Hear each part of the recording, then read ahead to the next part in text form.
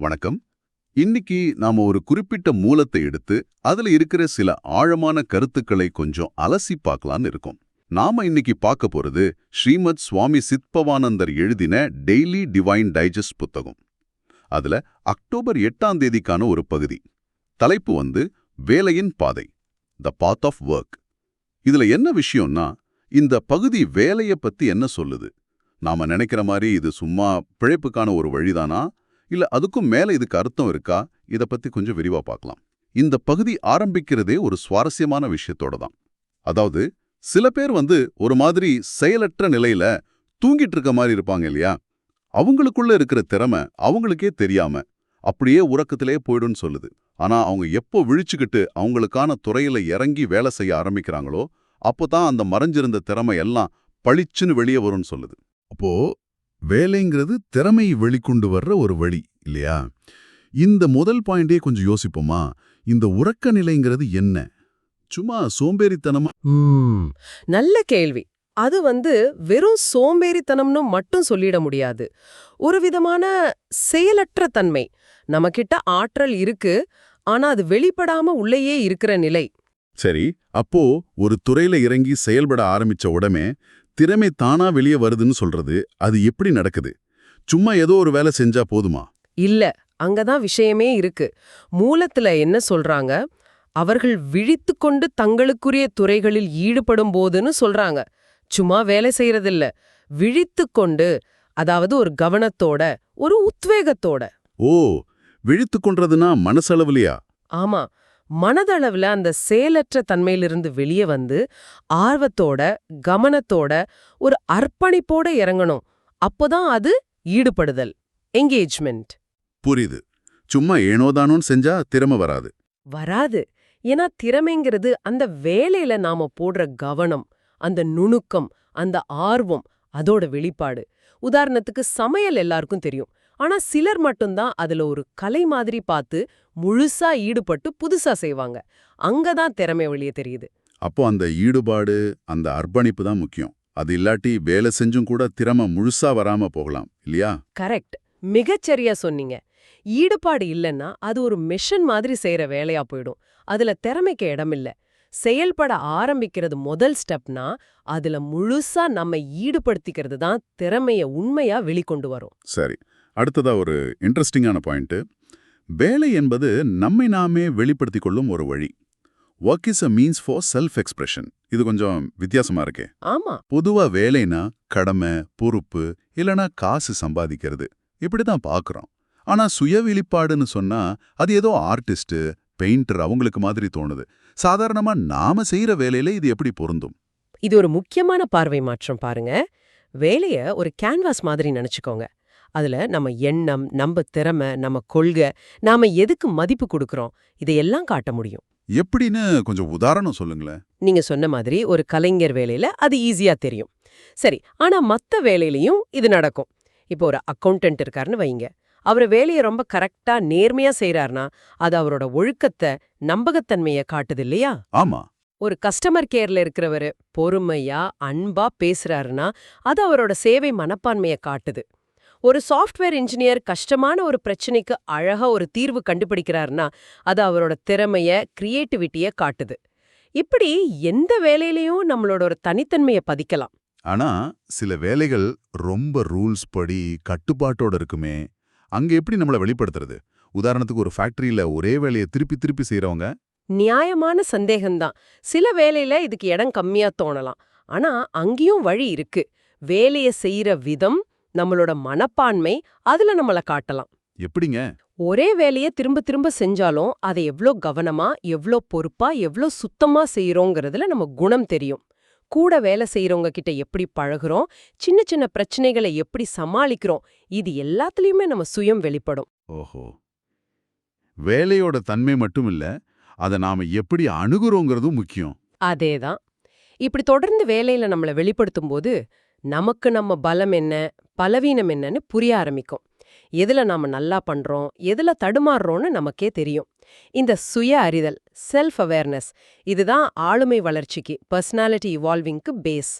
வேலை நம்மள நாமளே செதுக்கிக்க ஒரு உளி மாதிரி ஆயிடுது. ஆமா இல்ல, இது நல்லா இருக்கு. வேலையை செய்யற மனப்பான்மை தான் முக்கியம்னு சொல்றீங்க. சரி, அடுத்த பாயிண்ட் இன்னும் கொஞ்சம் சவாலா இருக்கு. பிழைப்பிற்காக சம்பாதிப்பது என்பது ஆளுமை வளர்ச்சிக்கு அடுத்தபடியாக தான் இருக்க வேண்டும். அதாவது earning the livelihood should be subordinated to evolving the personality. இது நிஜ வாழ்க்கைக்கு சாத்தியமா? இப்போ இருக்கிற விலைவாசி, குடும்ப பொறுப்பு எல்லாம் பார்க்கும்போது பிழைப்ப 2வது இடத்துல வைக்கிறதுங்கிறது அது எப்படிங்க முடியும்? கொஞ்சம் பொறுப்பு இல்லாம பேசுற மாதிரி கூட தோணலாமே. ஆமா, இதுதான் இந்த பகுதியில ரொம்ப புரட்சிகரமான அதே சமயம் ரொம்ப சவாலான கருத்துன்னு சொல்லலாம். மேலோட்டமா பார்த்தா நீங்க சொல்ற மாதிரி பிழைப்ப கண்டுக்காதீங்கன்னு சொல்ற மாதிரி தோணும். ஆனா அதோட நோக்கம் அதில்ல. பிழைப்பு முக்கியம் இல்லைன்னோ பணம் வேணான்னோ சொல்ல வரல. ஆனா நம்ம வேலை செய்யறதுக்கான முதல் நோக்கம், பிரைமரி மோட்டிவேஷன் எதுவா இருக்கணும்னு கேள்வி கேக்குது. சும்மா பணமா இல்ல நம்மளோட ஆளுமை வளர்ச்சியா? ஓ, நோக்கத்தை பத்தி பேசுதா? ஆமா, இந்த கருத்து என்ன சொல்லுதுன்னா, நம்ம ஆளுமை வளர்ச்சி, நம்ம திறமைய வெளிக்கொண்டு வர்றது, நம்மள நாமே செதுக்கிக்கிறது, இதுக்கு தான் முதல் இடம் கொடுக்கணும். பிழைப்புக்காக வர்ற வருமானங்கிறது அதோட ஒரு விளைவு, ஒரு பை ப்ராடக்ட். அது ஒரு துணை தான். ஆனா அது டிரைவர் சீட்ல உட்கார்ந்துடக்கூடாதுன்னு சொல்லுது. சரி, முதல் நோக்கம் ஆளுமை வளர்ச்சின்னு வச்சுக்கிட்டாலும் பிராக்டிக்கலா ஒரு வேலை தேடும்போது சம்பளம், செக்யூரிட்டி இதெல்லாம் தானே முதல்ல பார்க்க வேண்டியிருக்கு. எனக்கு பிடிச்ச ஃபீல்ட்ல சம்பளம் கம்மி, பிடிக்காத ஃபீல்ட்ல சம்பளம் ஜாஸ்தினா எதை எடுக்கிறது? இந்த கருத்துப்படி சம்பளம் கம்மினாலும் பிடிச்சதை எடுக்கணுமா? இது ஒரு கஷ்டமான சாய்ஸ் தான், உண்மைதான். இந்த கருத்து ஒரு ஐடியல், ஒரு இலக்கு மாதிரி. நடைமுறையில சில சமரசங்கள் தேவைப்படலாம். ஆனா அந்த ஐடியலை மனசுல வச்சுக்கிறது ரொம்ப முக்கியம். ஏன்னா கொஞ்ச நாள் தேவைக்காக நம்ம நீண்டகால வளர்ச்சிக்கு உதவாத ஒரு வேலையிலேயே முழுசா மாட்டிக்கிட்டா அது ஆபத்து. ஒருவேளை தற்காலிகமா அதிக சம்பளம் வாங்குற வேலையை செஞ்சாலும் கிடைக்கிற நேரத்துல நம்ம ஆர்வமுள்ள துறையில நம்ம திறமைய வளர்த்துக்க முயற்சி பண்ணலாம். சரி, இல்லனா இப்ப செய்யற வேலையிலேயே ஆளுமை வளர்ச்சிக்கு என்ன சான்ஸ் இருக்குன்னு தேடலாம். முக்கியம் என்னன்னா, பிழைப்பு மட்டும்தான் எல்லாங்கிற மைண்ட் செட்ல இருந்து வெளியே வர்றது. ஆளுமை வளர்ச்சிக்கு முக்கியத்துவம் கொடுக்கும்போது ஒருவேளை ஆரம்பத்துல வருமானம் கம்மியா இருந்தாலும் போக போக நம்ம திறமை வளரும்போது அது மூலியமாவே நல்ல வாய்ப்பும் வருமானமும் வர சான்ஸ் இருக்கு. ஓ, லாங் டேர்ம்ல பார்க்கணும். ஆமா, பிழைப்பு மட்டுமே துரத்துனா வாழ்க்கை ஒரு மாதிரி மெக்கானிக்கல் ஆகிடும், ஒரு திருப்தி இல்லாம போக வாய்ப்பு இருக்கு. அதனால இது ஒரு மனப்பான்மை மாற்றம். பிழைப்பு ஒரு தேவை, ஆனா அது மட்டுமே வேலையோட மொத்த அர்த்தம் இல்ல. கரெக்ட். இந்த நீண்டகால பார்வை முக்கியம்தான். சரி, அடுத்ததா ஒரு கருத்து. ஒருவரிடம் மறைந்திருக்கும் திறமைகளை வெளிக்கொண்டும் பட்சத்தில் எந்த வேலையும் மற்ற வேலைகளைப் போலவே சிறந்ததுதான். Any calling is as good as any other, provided it draws out the hidden possibilities. இதுவும் கொஞ்சம் சமூகத்துல நாம பார்க்கறத விட முரண்படுற மாதிரி இருக்கே. எப்படி? சமூகத்துல சில வேலைக்கு ரொம்ப மதிப்பு, சில வேலைக்கு மதிப்பு கம்மியா பார்க்கறாங்களே. ஒரு டாக்டர் வேலையையும் ஒரு துப்புரவு தொழிலாளி வேலையையும் ஒண்ணுன்னு எப்படி சொல்ல முடியும்? எல்லாரும் அப்படி ஏத்துப்பாங்களா? நீங்க சொல்றது உண்மை. சமூகம் அப்படி தரம் பிரிச்சு பாக்குது. ஆனா இந்த சிந்தனை அந்த சமூக மதிப்பீடுகளுக்கெல்லாம் மேல போய் ஒரு உண்மைய பேசுது. ஒரு வேலையோட உண்மையான மதிப்புங்கிறது மத்தவங்க அதை எப்படி பாக்குறாங்க என்பதிலேயோ இல்ல அது எவ்வளவு சம்பளம் தருது என்பதிலேயோ மட்டும் இல்ல. அப்போ எதுல இருக்கு? அந்த வேலை உங்ககிட்ட இருந்து எதை வெளியே கொண்டு வருது? உங்க உள்ள இருக்கிற திறமைய, உங்க பொட்டன்ஷியலை அது வெளிக்கொண்டு வர உதவுதா? உங்க ஆளுமை வளர்ச்சிக்கு அது ஹெல்ப் பண்ணுதா? இதுலதான் இருக்கு. நீங்க சொன்ன உதாரணத்தையே எடுத்துக்கலாம். ஒரு துப்புரவு தொழிலாளி தன்னோட வேலைய ரொம்ப சரியா அர்ப்பணிப்போட ஒரு சேவை மனப்பான்மையோடு செய்றார்னா அவர் அந்த வேலை மூலமா நேர்மை, விடாமுயற்சி, நம்ம சுற்றுப்புறத்தை பத்தின அக்கறை இந்த மாதிரி குணங்களை வெளிப்படுத்துறார், வளர்த்துக்கிறார். சரி. அதே சமயம் ஒரு டாக்டர் தன்னோட வேலையை ஏனோதானோன்னு சும்மா பணத்துக்காக பேஷண்ட்ஸ் கிட்ட இரக்கமில்லாம செய்றாருன்னா அவர் தன்னோட திறமையையோ நல்ல குணத்தையும் வெளிப்படுத்தல. இப்ப சொல்லுங்க, யாரோட வேலை இங்க உண்மையிலேயே மதிப்புல சிறந்தது? நீங்க சொல்ற மாதிரி பார்த்தா வேலையை செய்யறவரோட மனப்பான்மையும் ஈடுபாடும் தான் அதன் மதிப்பு தீர்மானிக்குதுன்னு புரியுது. வேலையோட பேர் இல்ல.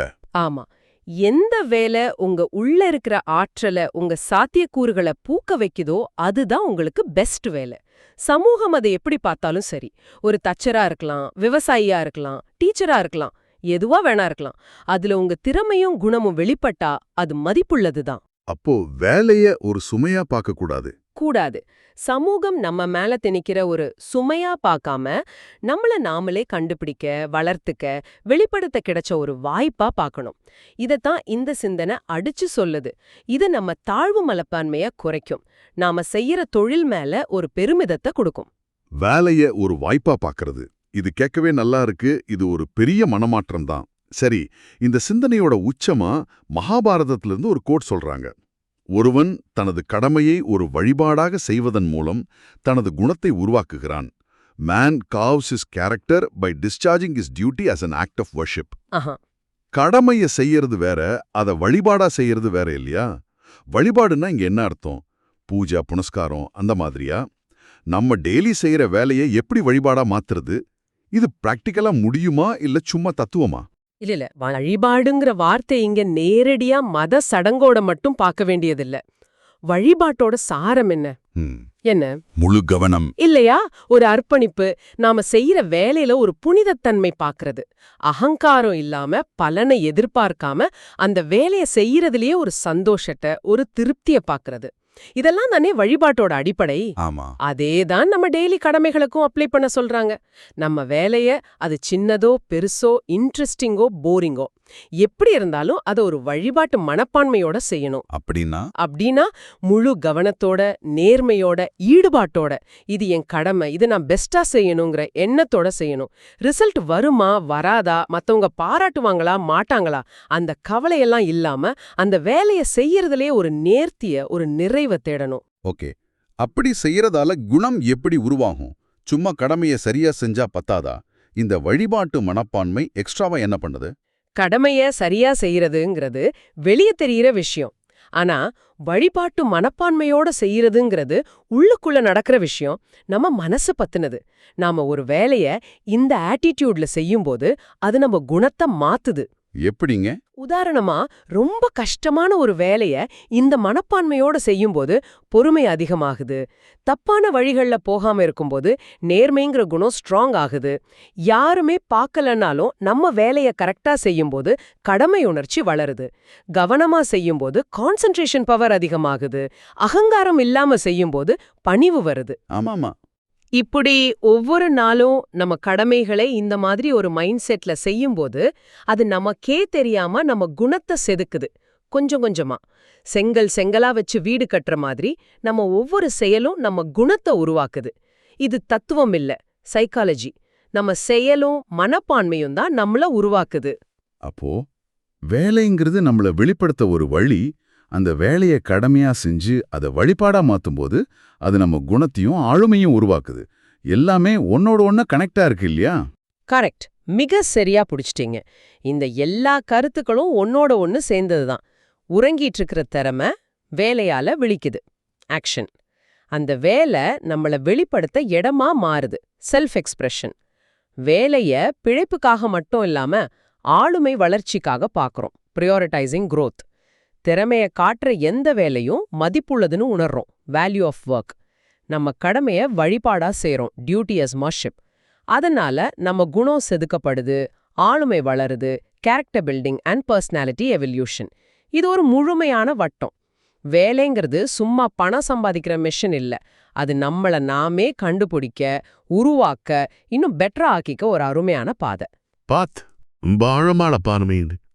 சரி, அப்போ சுருக்கமா இன்னைக்கு நாம அலசின முக்கிய விஷயங்களை தொகுத்து பார்த்தா. 1, வேலை நம்ம திறமைய தூக்கத்திலேருந்து எழுப்புது. 2, அது நம்மள வெளிப்படுத்த ஒரு வழி, வெறும் கடமை இல்ல. 3, பிழைப்பை விட ஆளுமை வளர்ச்சிக்கு முதல் இடம் கொடுக்கிறது லாங் ரன்ல நல்லது. 4, திறமைய வெளிக்கொண்டு வர எந்த வேலையும் தாழ்ந்ததில்ல. கடைசியா, நம்ம டெய்லி வேலைய ஒரு வழிபாட்டு மனசோட செய்யறது நம்ம குணத்தை செதுக்கி நம்மள மேம்படுத்துது. இதெல்லாம் தான் ஸ்ரீமத் சுவாமி சித்பவானந்தரோட இந்த பகுதியிலிருந்து நாம எடுத்துக்கிட்ட முக்கியமான செய்திகள். இப்ப நீங்க கேட்டுட்டு இருக்கிறவங்க கொஞ்சம் யோசிச்சு பாருங்க. இந்த கருத்துக்களை உங்க அன்றாட வேலையில, உங்க தொழில்ல எப்படி பொருத்தி பார்க்கலாம்? வேலைய ஒரு சுமையாவோ இல்ல சும்மா பணம் சம்பாதிக்கிற வழியாவோ மட்டும் பார்க்காம, உங்களை வெளிப்படுத்த, உங்க திறமைய வளர்க்க, உங்க குணத்தை மெருகேற்ற கிடைச்ச ஒரு வாய்ப்பா பார்த்தா உங்க அனுபவத்துல என்ன மாதிரி மாற்றம் வரலாம்? ஆமா, ஒருவேளை முன்ன சொன்ன மாதிரி வேலையில இன்னும் அதிக ஈடுபாடு வருமா, மன அழுத்தம் குறையுமா, ஒரு மன நிறைவு கிடைக்குமா? ஏன் செய்யற தொழில்ல ஒரு ஆனந்தம் கூட கிடைக்கலாம் இல்லையா? இது உங்க வேலைய பத்தின உங்க பார்வைய மாத்த வாய்ப்பு இருக்கா? நிச்சயமா. கடைசியா உங்களுக்காக ஒரு கேள்வி விட்டுட்டு போறோம். கடமையை வழிபாடாக செய்வது உங்கள் குணத்தை செதுக்குகிறது அப்படின்னா, உங்க டெய்லி வேலையில அது எவ்வளவு சாதாரணமான வேலையா இருக்கலாம், இல்ல திருப்பி திருப்பி செய்யற வேலையா கூட இருக்கலாம்.